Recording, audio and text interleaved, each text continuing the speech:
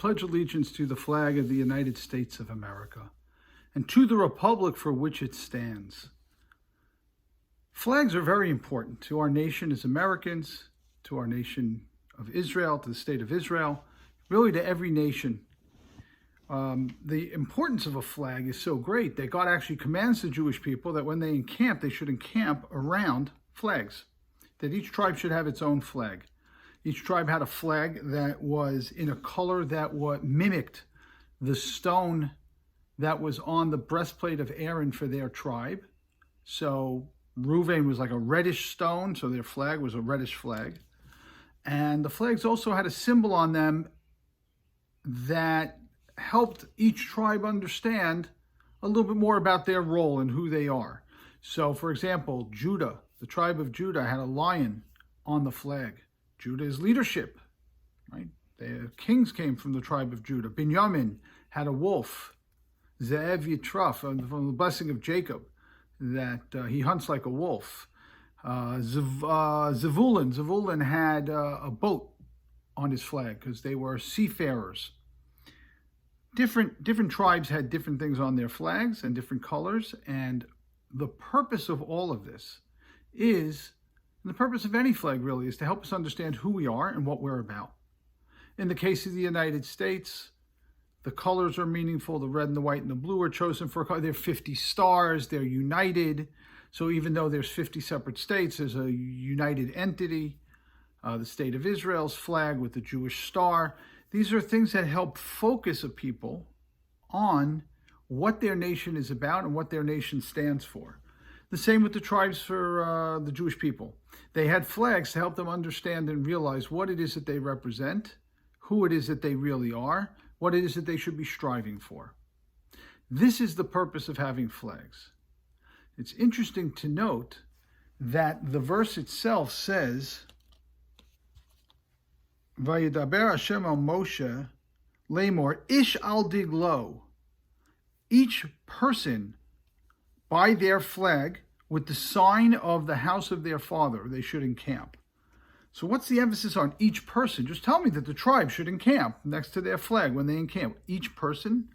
So Nesiv Shalom, Rav Shalom Noach Brzozowski of the Slonim Chasidim, he explains that it's necessary not just for nations to know what they're about, what their purpose is, but individuals as well.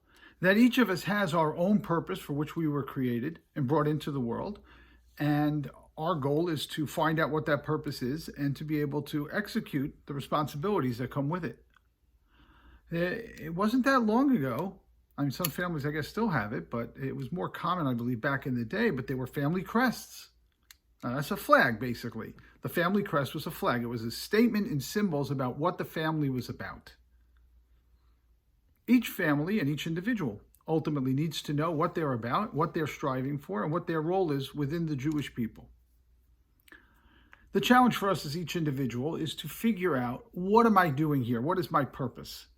Obviously, I've got a lot of things in common with everybody else.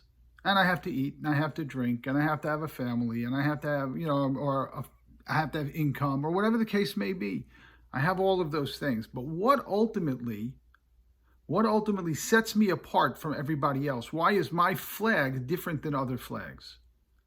And each family has to strive for what it is about them, what it is about their family that will set them apart. The same is true for congregations. Each congregation has to decide what sets us apart. What makes us so different? I'm not sure that we're in the midst of creating a flag for Congregation Sha'arei Israel, but if we did, you would have to, I would propose anyway, that we should have maybe hands clasped together to show the support that this congregation continues to show, the fabulous support that it continues to show for persons in need, for persons who are bereaved, and for each other. And I'm moved almost every day. I'm moved when I talk with congregants that they so miss being together. We do. I know I do. Yocheved does. We talked about it in our message today. We miss being together. Our purpose, in part, our purpose is to support each other and care about each other and love each other and worship together. Well, worship together is not something we're able to do right now, but we can certainly continue to extend the wonderful care and the wonderful concern that we have for each other, continue to support each other, continue to be there. And God willing, hopefully soon, flags will return to full mast. We'll be back in our synagogues, God willing. We'll be back in shul. We'll be back together, davening and praying together, supporting each other. I can't tell you how much I look forward to that. This will be the 11th Friday night in a row in which I will not be able to daven Kabbalah Shabbos with the congregation. It's been a long time. And listen, we'll wait until the time is right. And the time is right means that there are guidelines that have been handed down from the government, and that we're following those guidelines in an intelligent way and in a non-discriminatory way. And until all of that happens, we can't come back to shul. But boy, when we come back to shul, that's going to be a happy day. It'll be a happy day to be back at morning minyan. It'll be a happy day to be back on Shabbos or on Yontif. We really look forward to that, because ultimately, whatever our purpose is in life, it is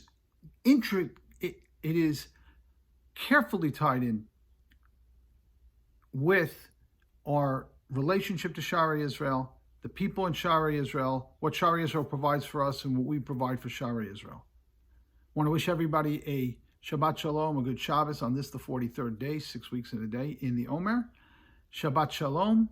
And boy, I got to tell you, I just can't wait to stand up in front of the congregation on a Shabbat morning and simply say, good Shabbos. It's wonderful to be with you. Shabbat Shalom.